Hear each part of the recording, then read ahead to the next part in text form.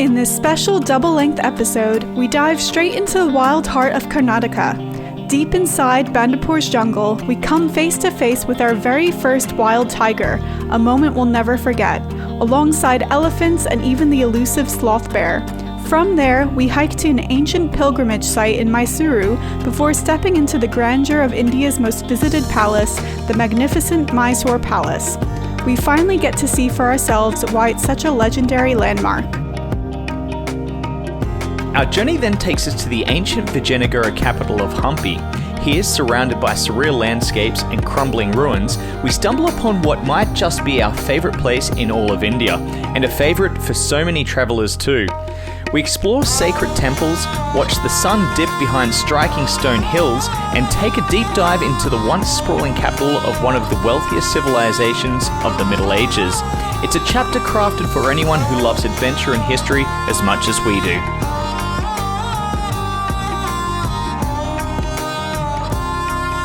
For wild tigers, grand palaces, and ancient ruins, come with us as we explore the untamed heart of Karnataka, India. We continue our South India journey after exploring the beauty of Periyar Tiger Reserve and the famous temples of Madurai.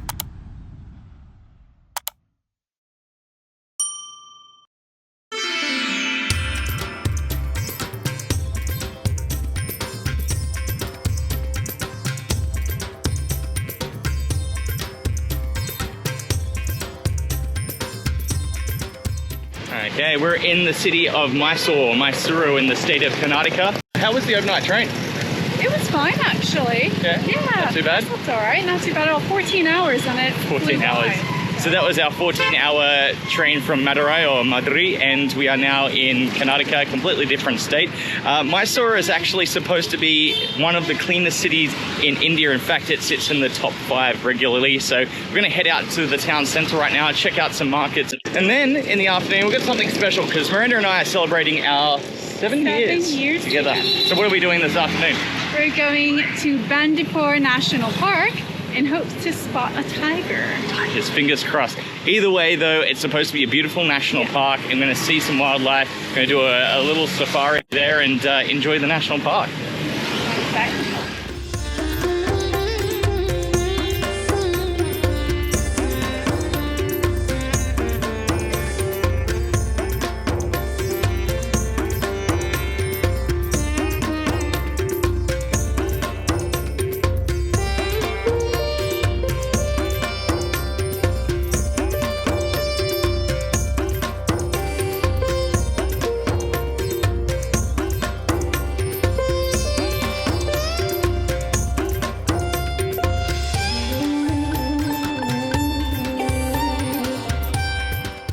How's the buttermilk? Delicious. We've been obsessed with this. It has saffron, pistachio, sweet milk, and of course the classic masala chai. Okay, so this is supposed to be the number one thing to try in Mysore. It's known as? The Mysore Masala Dosa. Here we go. Let's do it. How is it, Miranda? Good? And this is the cheese, is it pav bhaji? Bhaji. Cheese pav We had bhaji. this in Mumbai. On the street food tour. And it's really good. Yum.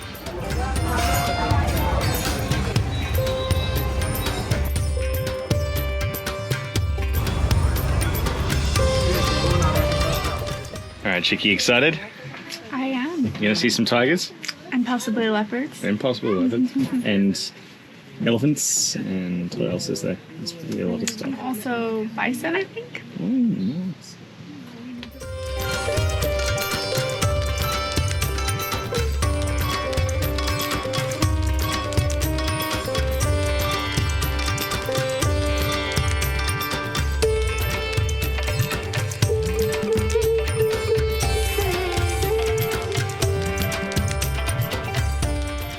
So we are flying towards the national park. As soon as the driver got in, he was on the phone, he jumped in, hit it as hard as he could, and now we're taking over all the traffic. That may be a sign that he was on the phone and somebody told him that there's a tiger or something worth seeing. So hopefully he's not just a crazy driver that's kidnapped us and he's making his way up to Bangladesh or something, but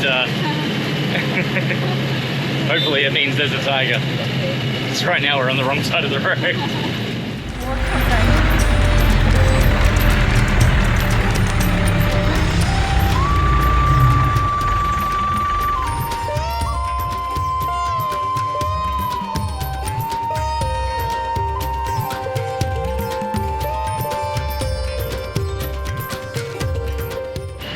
So far we've flown past some Indian buffalo, some bison and spotted deer and barely stopped, so I feel like the driver's being elusive. He must be looking for something. He keeps trying to call someone.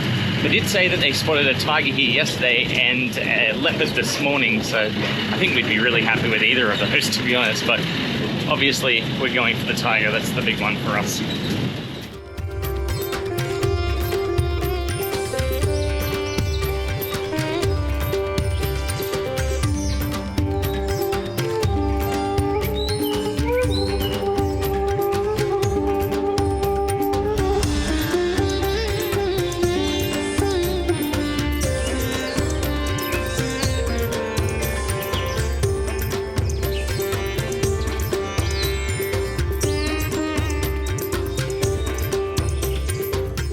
Saw a tiger. He was sleeping in the bushes though, so we only got a little bit of footage of him sort of scratching his ear and popping back down.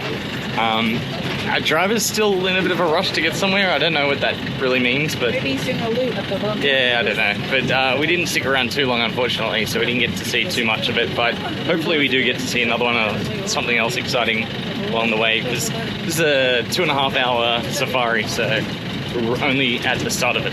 So we think it's actually a park rule that you can only wait 5 minutes for the tiger. I assume that avoids the congestion. We saw a lot of congestion in Sri Lanka when we did some safaris, especially when there are elephants, and it actually really interfered and impacted the wildlife. So if that's the reason why we only stuck around for a bit, then I completely respect that.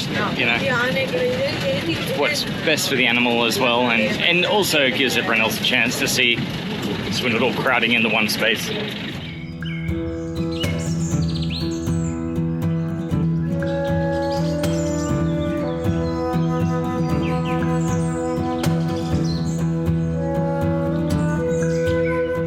High up in the branches, we spot a crested serpent eagle, the same bird we saw in our previous episode at Periyar Tiger Reserve.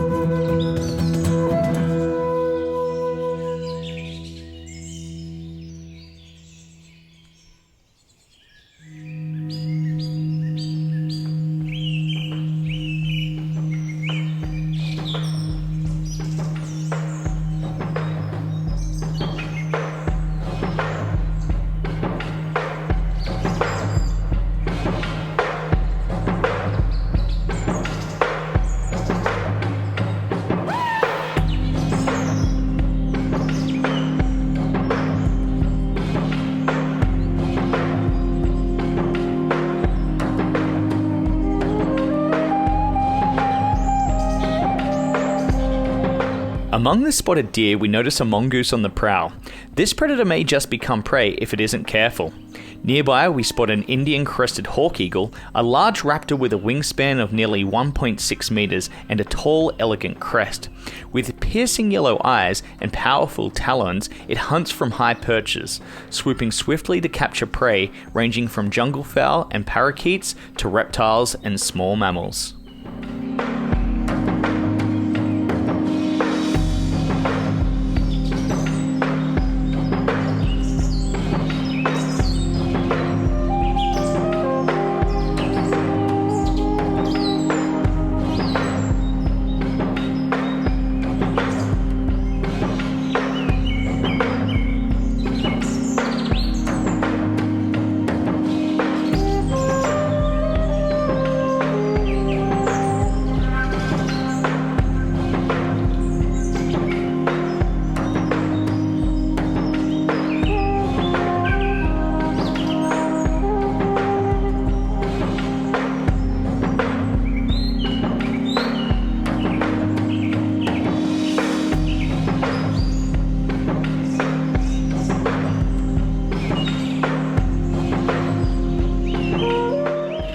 Back and see what he's doing, because it looks like he's catching something, spotted something. In Bandipur National Park, this eagle is often seen in the teak and deciduous forests, where, as a top predator, it helps regulate prey populations and sustain the park's ecological balance.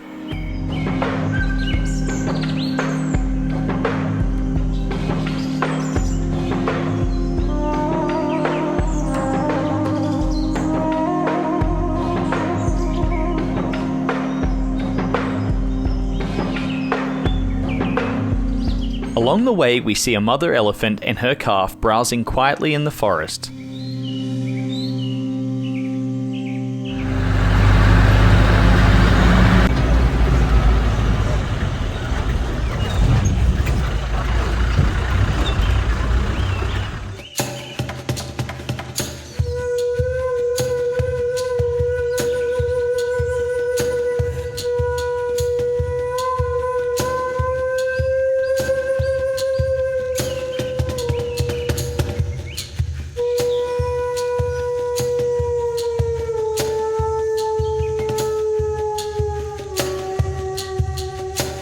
Rare and mostly nocturnal, we catch a glimpse of a sloth bear, a shaggy mammal weighing up to 190 kilos, with males generally larger than females.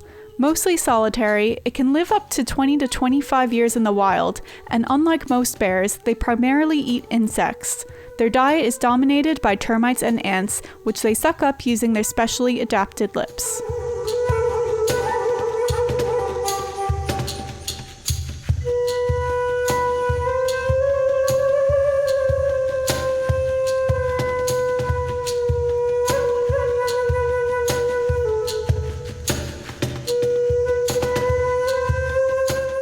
What did you think of the safari? That was so worth it. Yeah. Really amazing. Excellent. Yeah. Cool. We saw a tiger, a sloth bear, bison, spotted deer, mongoose, harper eagle, all these cool things. Elephants, lots of cool stuff. Elephants, of course. Can't forget the elephants. Cool. Yeah, no, it was kind of crazy at the end. The driver was in a massive hurry to get back, so we didn't get long with the sloth bear or the elephants, but it was still pretty awesome.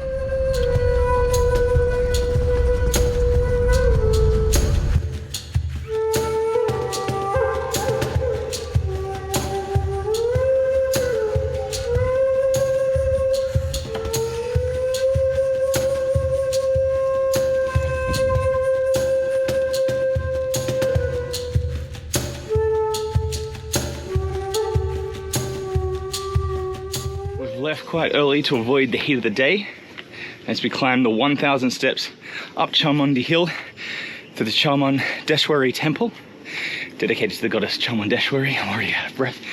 Really interesting, you see along the way people painting the steps, finger painting one by one.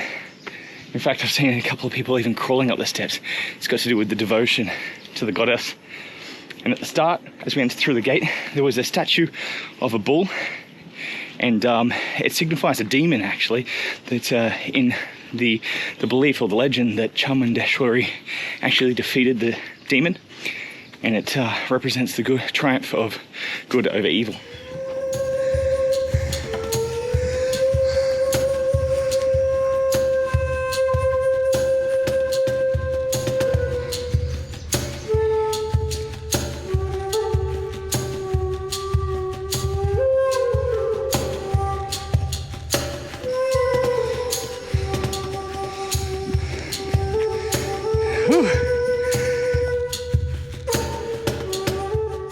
Behind me here we had Nandi the bull, which is the mount or the method of transport for the Lord Shiva, which we are about to go visit Shiva's cave temple in just a second.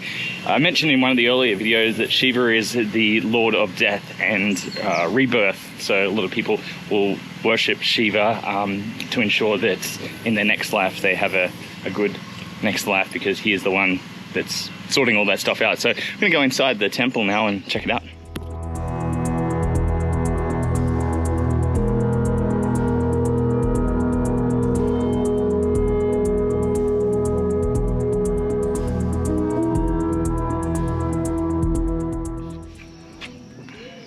That's the sugarcane juice. Delicious. Yeah.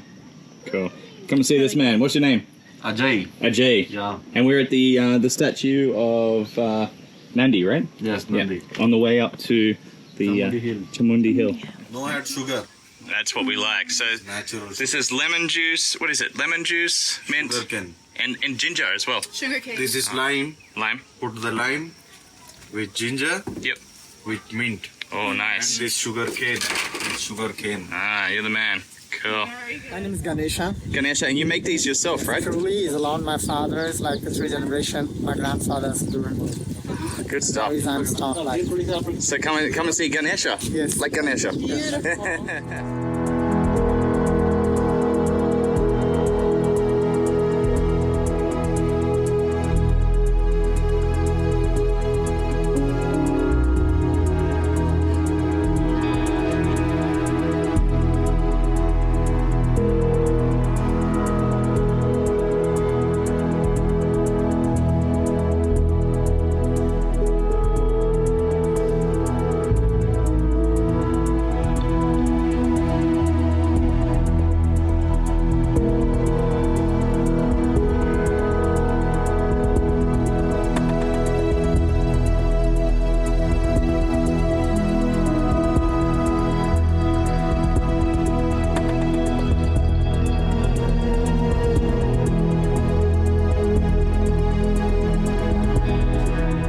We've reached the Chamundi Temple here.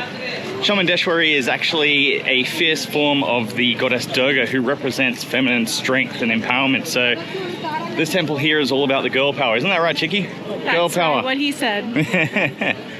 Are you proud you made it to the top, Miranda? That was the goddess Chamundi there that helped you up there.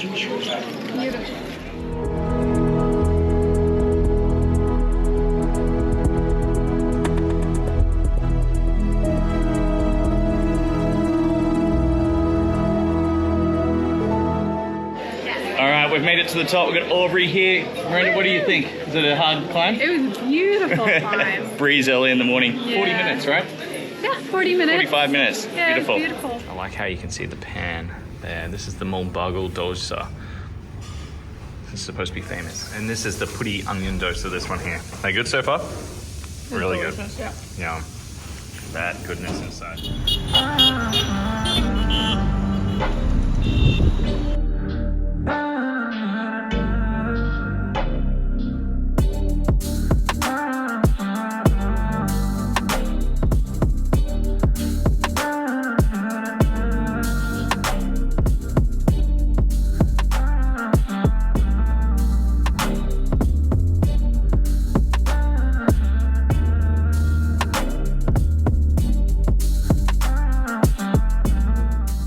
Behind me here we have the Mysore Palace, which is known as one of the most beautiful, if not the most beautiful palaces in all of India. In fact, it's one of the most visited sites in all of India, particularly for domestic visitors, travelers from within India itself. The palace itself was built in 1912, or completed in 1912 after a fire burnt the original in 1897. And it's the home or the seat of the Vittala dynasty. So I'm going to go inside in just a second and check it out. I don't think I'm allowed to take the GoPro in there, so I'll turn that off when we get inside.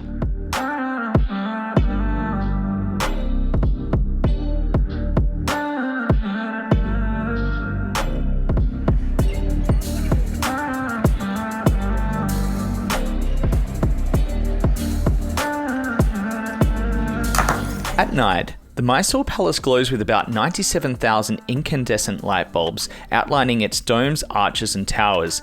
Nearly 1,000 bulbs are replaced every day to keep the palace shining during the evening illuminations.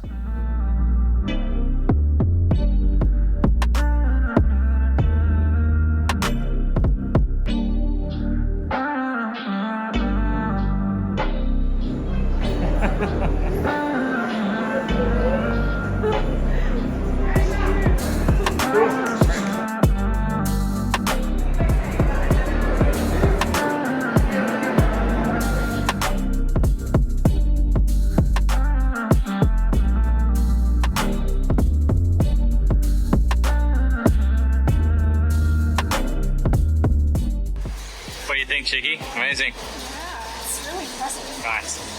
Some people try to give Miranda their baby. They did give me their baby. She was adorable. They said, "Do you want her?" They didn't say that.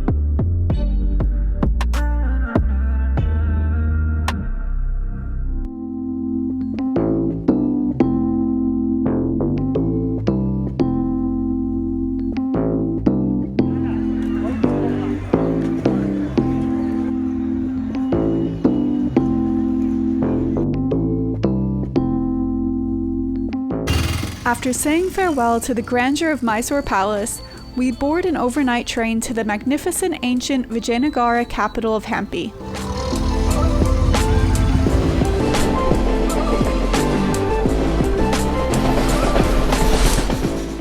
All right, so we are in the beautiful city of Hampi. Beautiful room, right? How is it? Gorgeous. Gorgeous. Very good. What's in the itinerary today, Miranda? So let's see, day one, we've got Anegundi village, Ranganathaswamy temple, Nice. Gagan Mahal Palace, Chintamani temple, I'm butchering these names, I'm so sorry. Lord Shiva Durga temple, Pampa Sarovar, Hanuman temple, Sanapur Lake, sunset at Malayavantha Raghunatha temple. Nice. Perfect pronunciation, I'm sure, but we'll probably learn along the way how to actually pronounce these names correctly and maybe a little about each place as well. So I think it's going to be a pretty awesome day. A lot of people say that Hampi is their favorite place, not just in South India, but in India.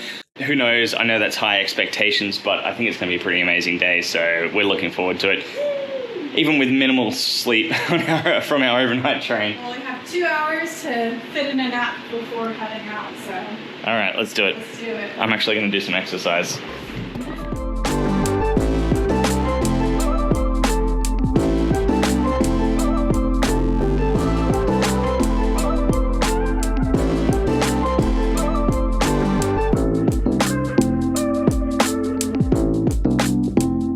What do you think, Chicky? This is the nicest tuk-tuk ride we've ever had. Look at the scenery. This is absolutely stunning.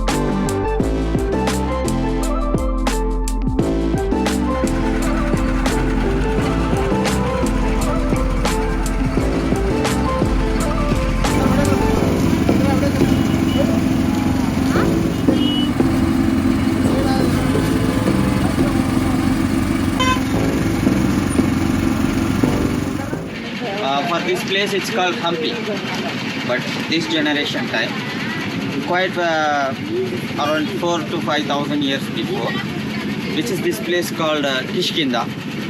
Why it's called Kishkinda means it's a place of Hanuman's birthplace. Hanuman was born here. But before borning, whatever from the hotel, we start coming all the way to here. You might see a lot of boulders and rocks, okay? These rocks or boulders, it has been came by volcano eruption. 4,000 to 5,000 years before, southeast of Karnataka, there was volcano was appended. From the volcano, when it was appended, it was like a bomb, like blast with volcano eruption. And it was covered in like in ocean, covered with water. So the water got slowly dry. These boulders becomes natural. But at the top, it looks like a grey pinky, the stones, okay? But once if you break it, it's totally white. It's a white granite.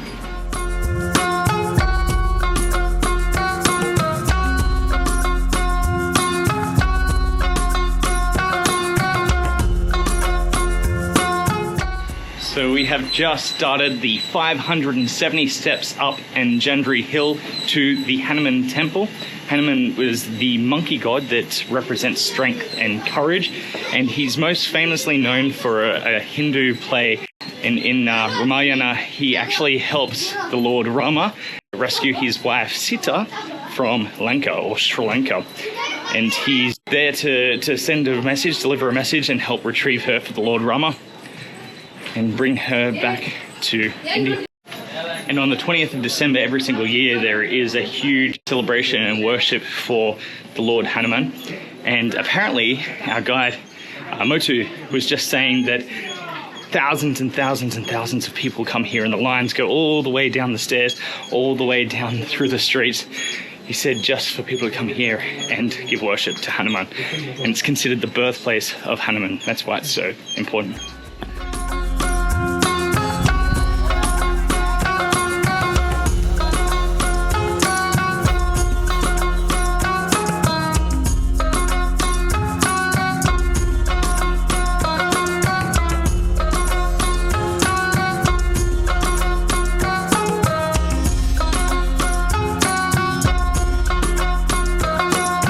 On the top of the hill, we glimpse a surreal landscape of giant granite boulders, rolling hills and winding rivers, formed over 2 billion years through volcanic activity and relentless erosion. This rugged terrain shaped not only the region's unique architecture, but also provided natural fortifications for the Vijayanagara Empire that once thrived here.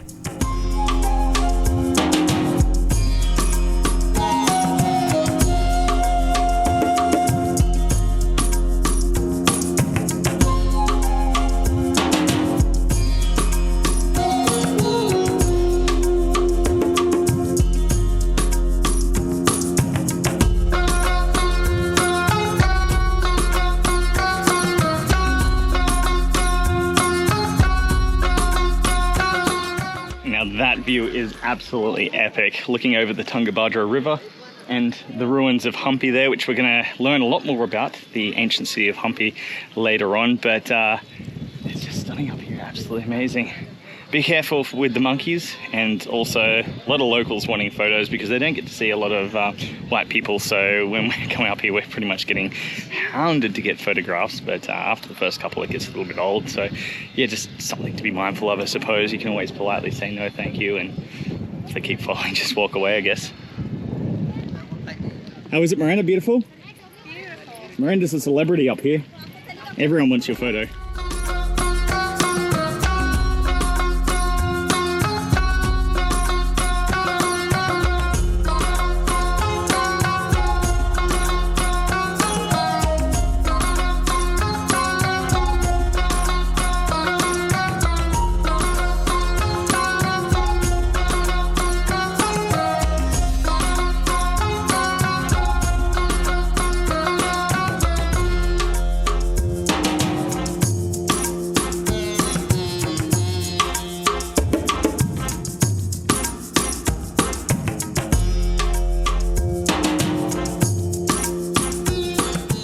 How's coconut?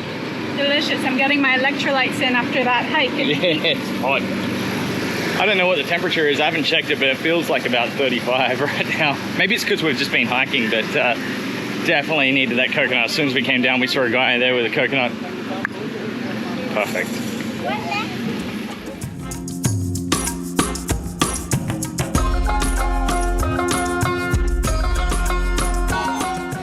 So we just passed an ancient aqueduct from the 16th century, and he was just saying, Motu was saying, that during the monsoon season, this dry valley here all becomes a river.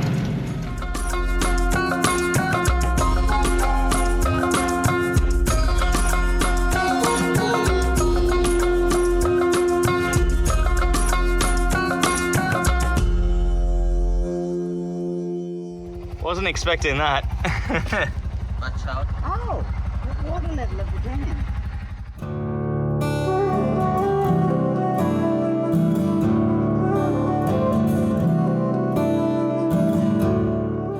So we're at the Singapura Lake, which is on the Tungabhadra Canal. The canal actually comes from a man-made reservoir, and it channels its water down here into the agricultural areas we passed along the way, which have tons of rice paddies as far as the eye can see.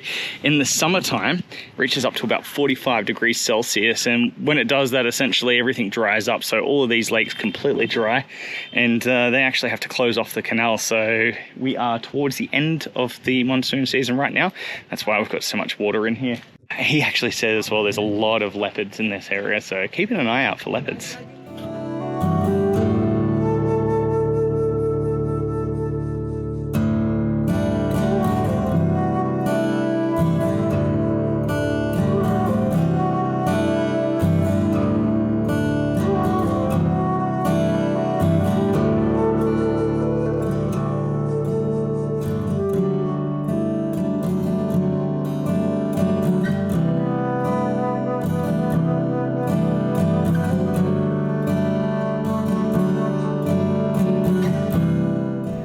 make our way to a nearby oasis for a delicious lunch in an incredible setting.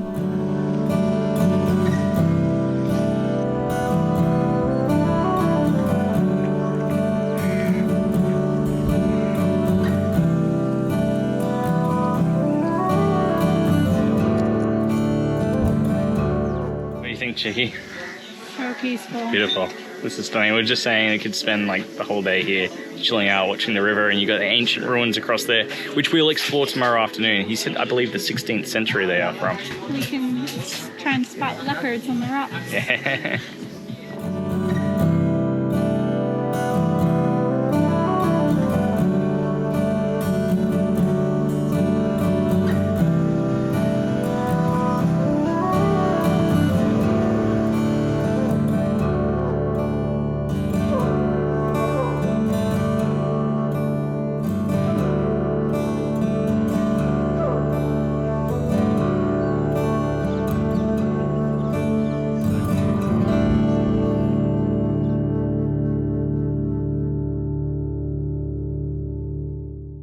We're at the ancient site of Pampa Sarovara, which is an old site from the 14th century, and the well behind me here as well, also from the 14th century. You may notice as we're looking around that the actual stones and the well don't look that old, and that's because they've done some renovations in the last, or reconstructions I should say, in the last 2 years. So there is a combination of the old ancient pillars, which you can see here. They actually had to number them all to put it all back together, and then you can see some of the newer stonework and brickwork. And this temple is to the Lord Shiva, and there's also a separate temple here to Lakshmi as well.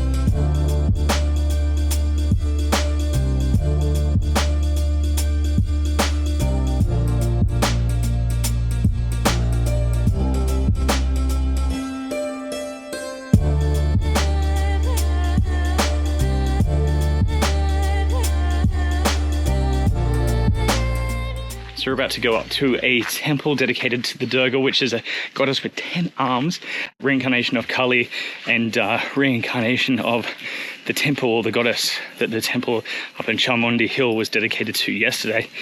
And it was said that she rode a lion, which is why we saw a picture back there with a lion featured beneath her. It's pretty cool.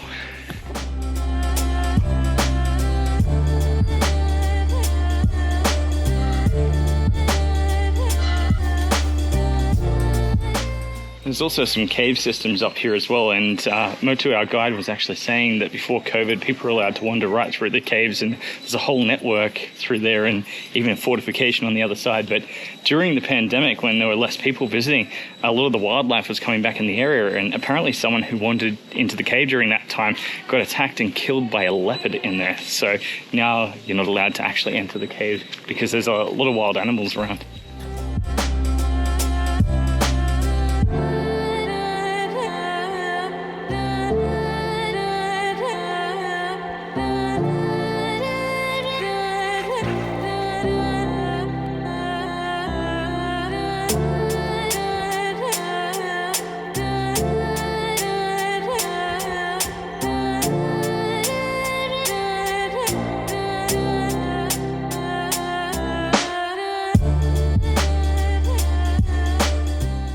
We're at the Chintamani temple complex here that was built in the 14th century, dedicated to both Shiva and Vishnu, and they are both still active temples because they weren't destroyed by the Mughals during their arrival and their time conquering this area here. Most of the temple complexes in the south of Hampi were destroyed. However, up here in the north, we still have quite a few very much intact. And this is all part of the Vijayanagara Empire that ruled between the 14th and 16th century.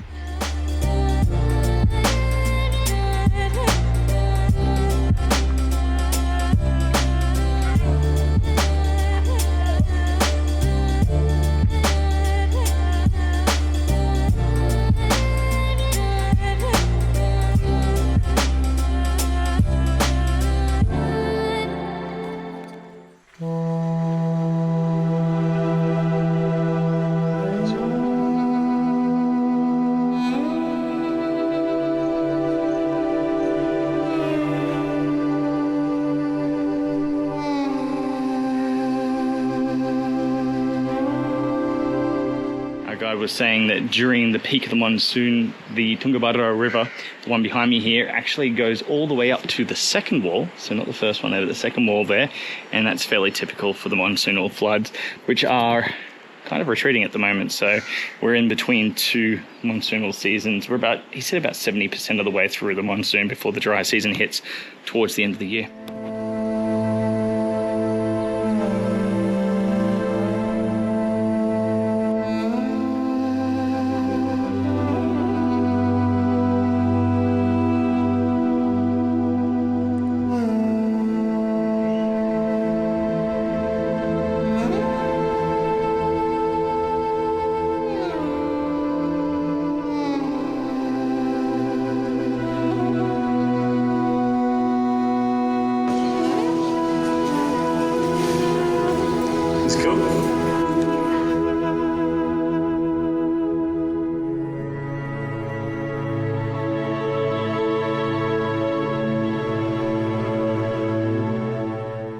So behind me are the ruins of the Gargan Mahal Palace, which was the royal courts or an audience court for the rulers of the Anegundi area during the empire of the Vijayanagara. So that was between the 14th and 16th century, and it actually features some Indo-Islamic style architecture here. So the influence coming down from the north, from the Islamic peoples, the Mughal Empire. They're very, very beautiful. It just sits here in the middle of this little village. Kind of cool.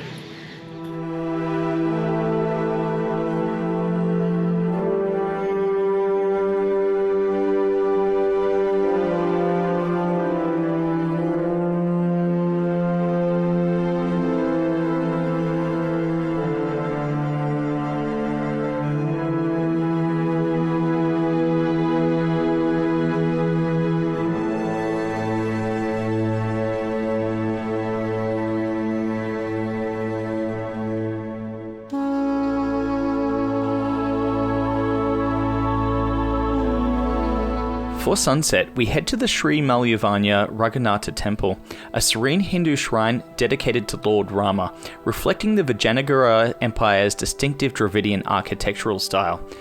Nestled among Hampi's iconic boulder-strewn landscape, the temple's intricately carved pillars and peaceful courtyard continue to attract devotees and history enthusiasts alike.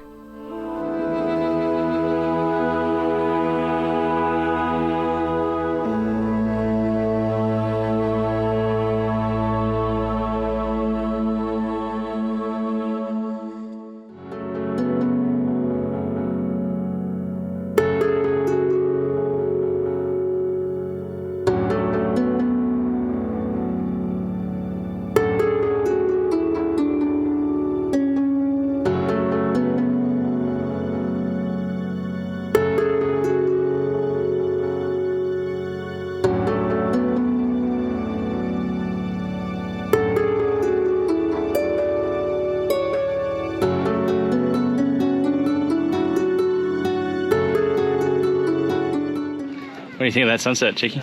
Oh, that was stunning. Yeah, one of the better ones? Beautiful. Yeah. Absolutely amazing. All right, So are you going to take a leap of faith now? No, definitely not. I'm probably going to slide a little on my bum. All right. There you go. All right, so I'm going to do this. This is the leap of faith. Ready? Whoa! I can give you my hands.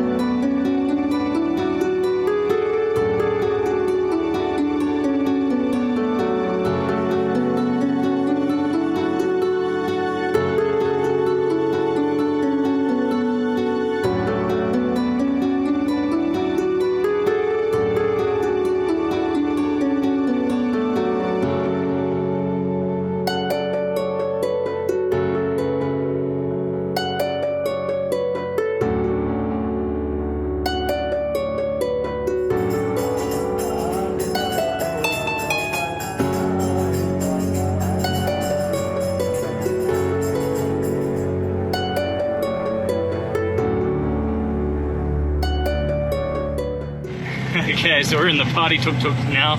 I've been blessed by the local priest at the Shiva temple, and we're heading back now. The tuk-tuk's got this beautiful lighting, disco lighting, and we were at the, I need to read it out here, it's the Malayavanta Raghunatha temple. That's where we just were, and the temple is dedicated to 3 gods, which were Rama, Lakshmana, and Sita and Hanuman. Oh, 4 gods. All right, Sita is the wife of Rama, though. Yeah. So the interesting thing about that temple complex back there as well, there was some priests that were singing and they were reading from a holy text there, and apparently the priests sing 24 hours a day, 7 days a week. They do 12-hour shifts, 2 priests at a time, so 1 priest will go from morning to evening, and then the other 2 priests will go from evening to dawn again. It's crazy. It's such a cool sight, such a great way to end the day. Thank you, Motu. Yeah. Ready? Heading back? Yeah. We're gonna have a chill out evening. We've arrived at the ancient city of Hampi. This is on the southern side of Hampi, so we went and saw and explored the northern side yesterday. This is the main capital of the Vijayanagara Empire, so this was between the 14th and 16th century. This is an absolutely amazing site, UNESCO World Heritage since 1986. Behind me here we have the marketplace, which would have been the main bazaar for the city at the time of its foundation or its inhabitants. And in there, the markets, they used to sell jewelry, diamonds, gold, all sorts of stuff. They'd sell it by the leader rather than individual items. And because they enforced Arabic-style rule, essentially they were cutting hands if anyone stole. So there was pretty much zero crime here. We're about to enter into the main temple, so we're going to go check out one of the main temples in just a second. So we've taken off the shoes, and I'll probably have to take off the hat as well when we go inside there. But it's absolutely stunning. Looking forward to checking out this beautiful Dravidian style architecture as well. And apparently there's an elephant inside, so we'll go check that out.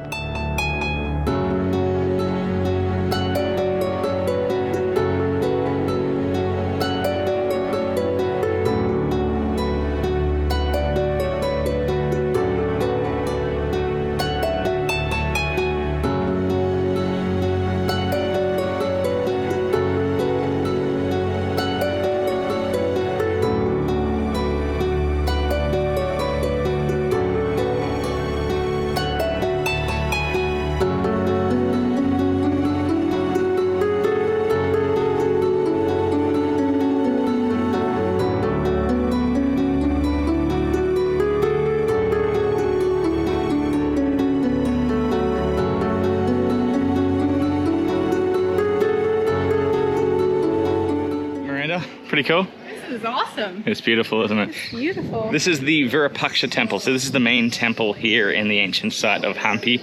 And I forgot to mention this, but Hampi was one of the wealthiest cities in the world during the 14th century. So this is a pretty special place to be. He was also saying as well that there were 365 families living here in this area when they were uncovering the site. So even up until about 10 years ago, they had a lot of families here that had to move to New Hampi, the new area of town. And all of these buildings are built out of the local granite, so the stones that we were seeing yesterday, and parts of it, the upper parts, you can kind of see up there, the difference in colour. The upper parts were done with limestone and plaster.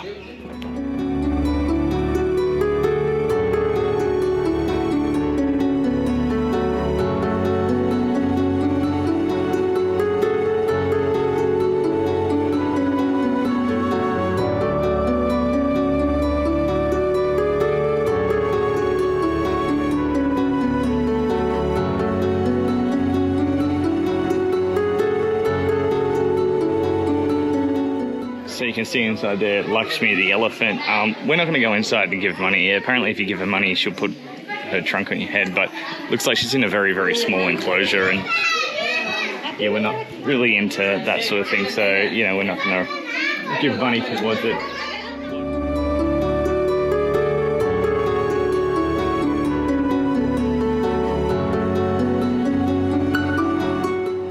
So that was really cool. It was like a a gap in the wall that acts like a pinhole camera lens. It's really, really interesting because the silhouette of the Gopuram, the big tower of the temple, comes through, and due to the angle, the nature of the actual pinhole itself, it inverts and reverses the top of the temple.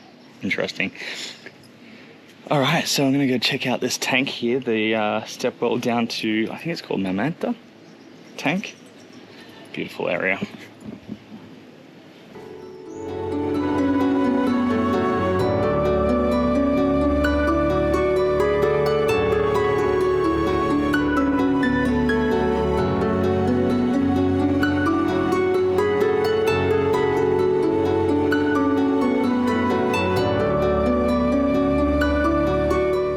And because this site was never destroyed by the invading Mughal emperor, this temple here to Shiva is still an active temple, so there are still priests in there ringing the bells, and it's been active ever since its foundation. The actual temple complex that we're in right now as well goes back to the 7th century, so it's been a sacred site well before the city was ever actually created and before the Vijayanagara Empire was ever founded.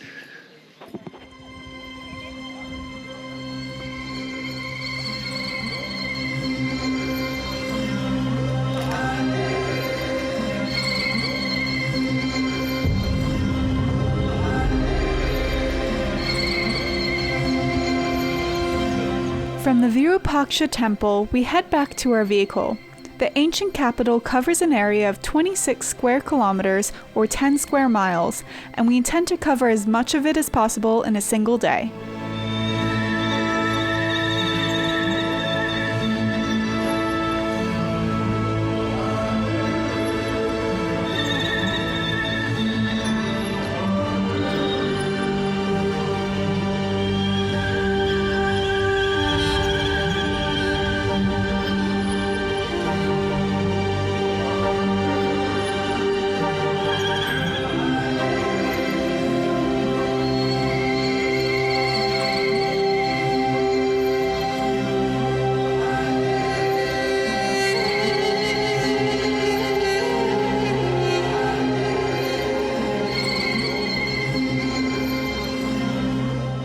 So behind me we have the 4.5 meter statue of Ganesh known as Kadalakalu Ganesh, which actually means the chickpea grain Ganesh.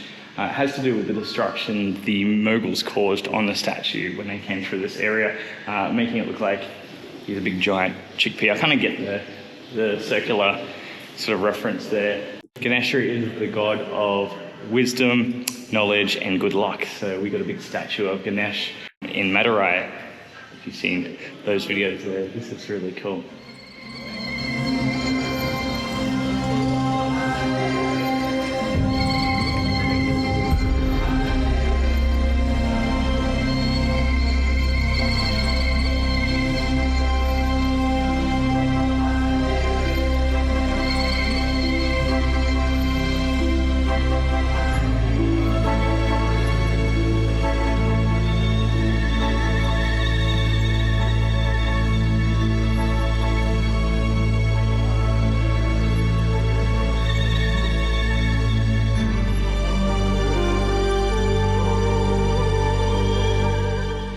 So we're inside the Krishna temple, and outside was the Krishna Bazaar, or Krishna Street as it was known. Interestingly, the Mughals did destroy all of this, so it's not an active temple anymore. But the bazaar itself was only uncovered in recent years when there was a banana plantation that they actually removed and found the bazaar underneath.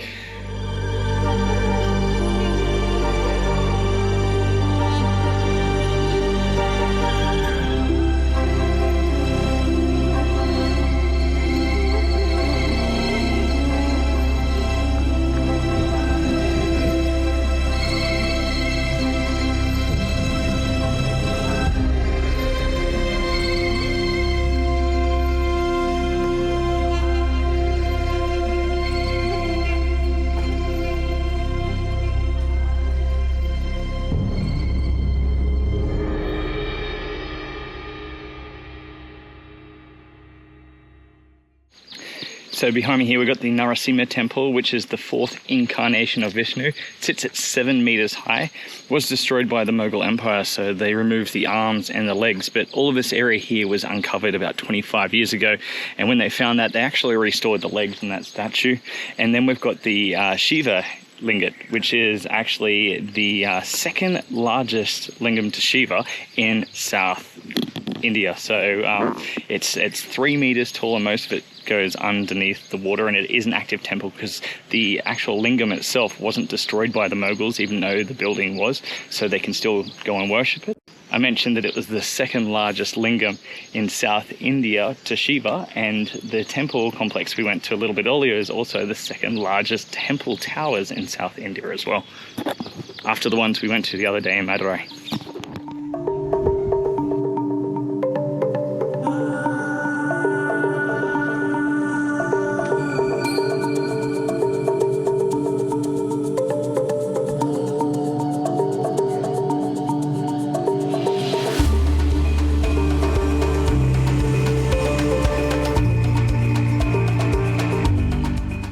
So behind is the Prasanna Virupaksha Temple, which is the local name for the Lord Shiva. So it's a Shiva temple inside. We saw the statue of Nandi, the bull that Shiva used to ride on. Up until 1985, this was completely covered since its destruction in the 16th century by the Mughal Empire. And this whole area here was actually part of the royal complex. This area here is for all the royal guests coming from Portugal, from England, from other parts of Europe. See more of the royal complex up there.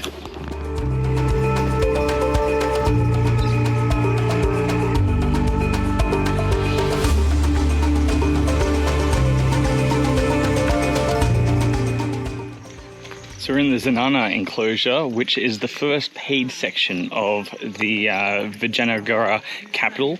This area here was actually used, this fortified enclosure was used to house the queens of the empire.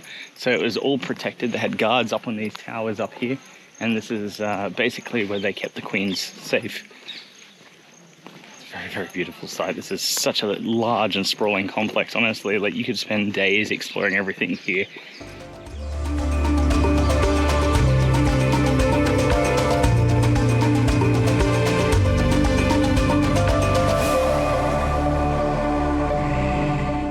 We just entered the treasury room, which is now a museum. Apparently can't film in there. I got a little bit in trouble when we entered in.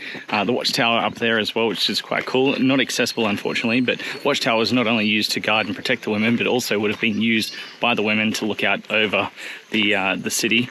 And this here is the Lotus Mahal. So beautiful Indo-Islamic architectural style there. Ornate carvings in the doorways. And they're not sure if this was either used as a recreational area for the women or if it was a council hall, a royal council hall. So beautiful structure. I'm gonna have a look inside.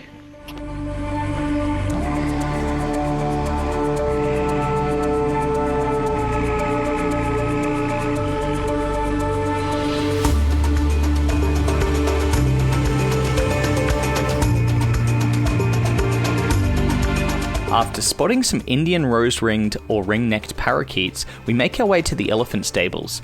11 individual stables, each one home to a royal elephant of the Vijayanagara kings. This impressive Indo-Islamic structure highlights the empire's architectural mastery, while offering a rare glimpse into the grandeur of royal life.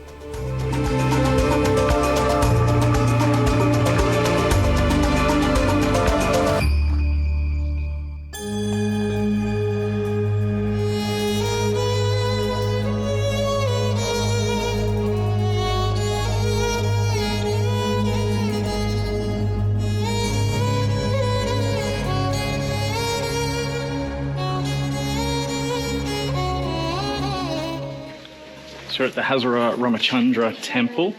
This temple here is dedicated to Lord Rama. Inside the temple and surrounding the temple are depictions of the Ramayana, which is the story we mentioned before. It includes Hanuman, the monkey god. So we spoke a little bit about that, and it's a beautiful temple site. Unfortunately, it was destroyed by the Mughals in the 16th century, so a lot of the statues and sculptures inside are defaced.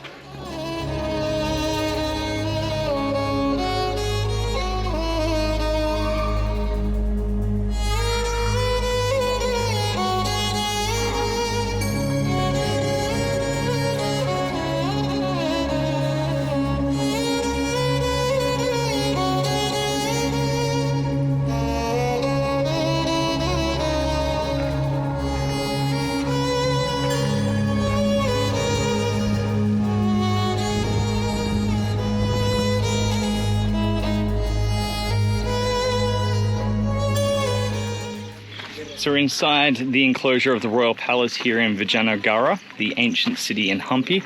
And we've got an old aqueduct system here that leads down to the step tank or step well down in this area here. It's made from green cut diorite rock, and we're also reaching up to about 35 degrees Celsius as well. So that water, although it looks tempting, I wouldn't go in there because I'm sure it's very stagnant and not so nice these days.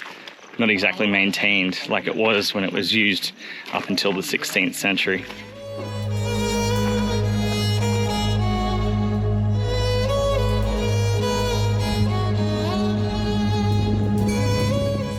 So this whole site here was uncovered in 1982, so they've basically worked on it since then with archaeological developments, and like some of the other sites, parts of it have been reconstructed, but much of it is the original, and of course a lot of it was destroyed by the Mughals, so there isn't a whole lot left compared to what was once here. This would have been fascinating to see up until the 16th century. Absolutely fascinating.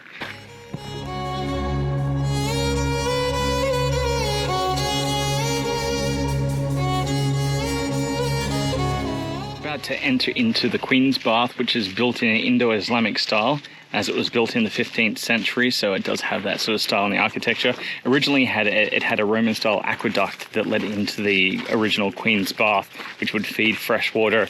Apparently that has been destroyed since the Mughals came through here, so now it just contains the bath.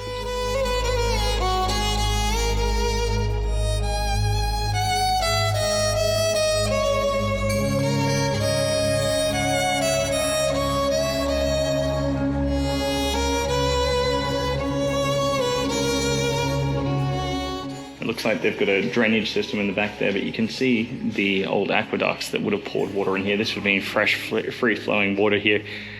It would have been really, really cool to see at the time.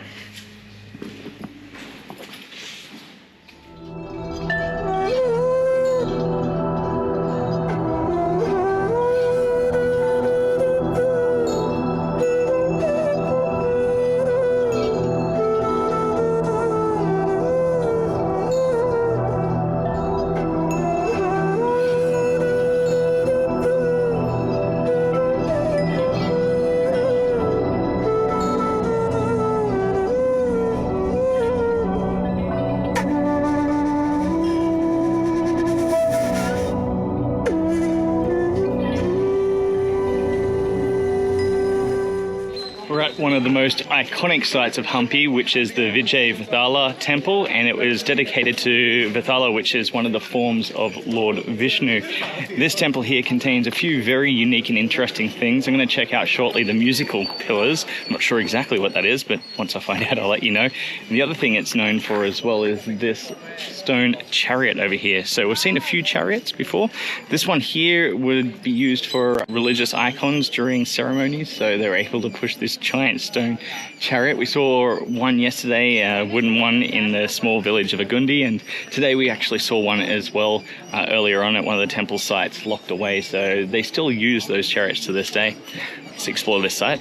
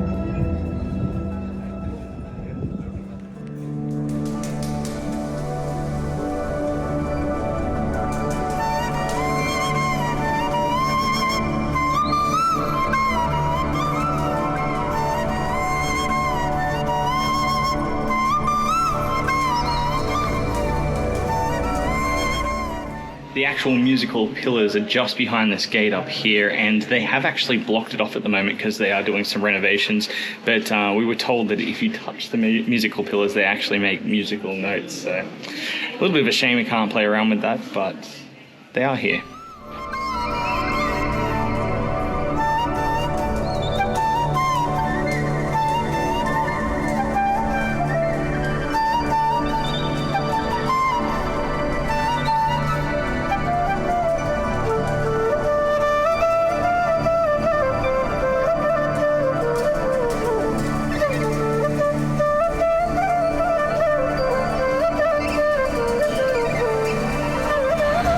We say farewell to the marvelous wonder of Hampi and catch a bus to Hubballi, where we board an overnight train to Goa. Follow the next part of our journey as we take some downtime at a yoga retreat in Goa before flying up to Kathmandu, the capital of Nepal, and discovering its unique culture and ancient secrets at the foothills of the Himalayas.